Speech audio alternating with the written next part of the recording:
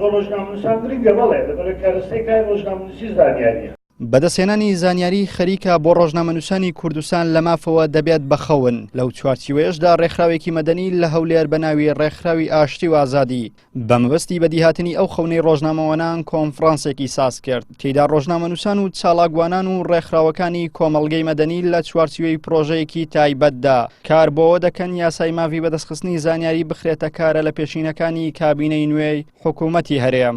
ڕێکخەری کۆنفرانسەکەش دەڵێت جێبەجێنەکردنی ئەم یاسایە ڕێخۆشکەر بووە بۆ چەند حزب و چەندین کۆمپانیا تاوەکو پەردەپۆشی زانیارەکانی پەیوەست بە ژیانی خەڵکەوە بکەن و ڕێگریش بوونە لە شەفافیەت. ئێمە پرۆژەیەکمان هەیە بۆی کە تەرکیز لەسەر بربەستەکانی بەردەم جێبەجێکردنی یاسای مافی بەدەستهێنانی زانیاری دەکەن لە هەرێمی کوردستان کە لە ساڵی 2013ەوە دەرچووە، بەڵام بەداخۆ تاوەکو ئێستا نەچۆتە بواری جێبەجێکردن و ئەمە شەڕێکی خۆش کردەوە بۆ کۆمەڵێک پێشێلکاری بە تایبەتی پێنەدانی زانیاری لەلایەن دامەدەستگاکانی حکوومەت و کۆمپانیاکانی کەرتی تایبەت و تەنانەت ڕێکخراوەکانی کۆمەڵگەی مەدەنیش. بۆیە لەو چوارچوەیەدا ئێمە ئەوڕۆ لە چوارچوەیە کۆنفرانسیا گفتوگوی ئەو بابەتە دەکەین بربەستەکان چین و دەکرێت چی بکرێت بۆی لە سەروبەندی دروستبوونی یاخود دروستکردنی کابینەی نوێی حکوومەتی هەرێمی کوردستاندا بە جۆرێک لە جۆرەکان فشار دروست بکرێت لەسەر حکوومەتی نوێ بۆەوەی جێبەجێکردنی ئەم یاسایە بخاتە ئەولویەتی کارەکانی خۆیەوە. لای خۆیەوە نەقیبی ڕۆژنامەنووسانی کوردستانیش پێی وایە یاسای مافی بەدەستخستنی زانیاری پێویستی بە هەموارکردنەوە هەیە، بۆیە داوا دەکات بگەڕێنرێتەوە بۆ پەرلەمان. ڕۆژنامەنووسانیش سەرڕای ڕخنا لەم یاسایە، هێشتان لە جێبەجێکردنی ئەم یاسایەش بێهیوان.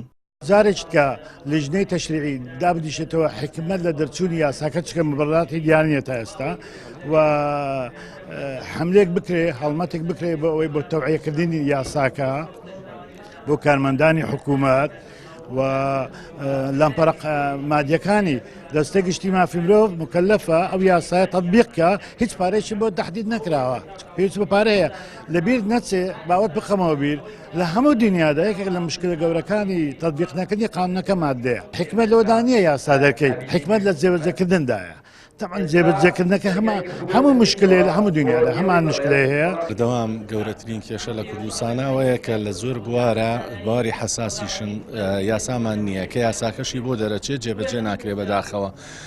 ئەم یاسایەکێکە لە یاسا باشەکان لە کوردستانە، بەڵام بەداخەوە چەند کێشەیەکی سەرەکی تایە هەر کاتی خۆشی ئاماژەمان پێکرد.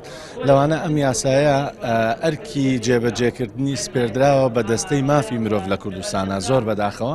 ئەمە یەکێکە لە گەورەترین خەلەلەکان کە دەستەی مافی مرۆڤ خۆی سەر بە پەرلەمانە واتە بۆتە دەستی دوو ئەم یاسایە. بە دڵنیایە ئەم یاسایە کۆمەڵی خەلەلی زۆری تایە لەگەڵ ئەوەی کە جێبەجێ ناکرێ زۆر بەداخەوە دڵنیام لەوەی لە کابینەی داهاتوو کابینەکانی داهاتوو تریش کۆمەڵێک وەزارەت لەوانە وەزارەتی سامانە سروشتیەکان بە هیچ شێوەیەک ناچێتە ژێر بواری ئەوەی کە خزمەتی ئەم یاسایە بکا و جێبەجێ بکە.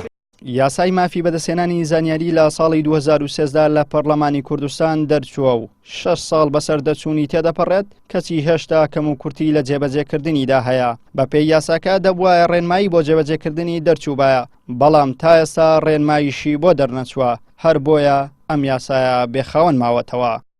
عیمران ئەمیر، کەناڵی ئاسمانی پەیام، هەولێر.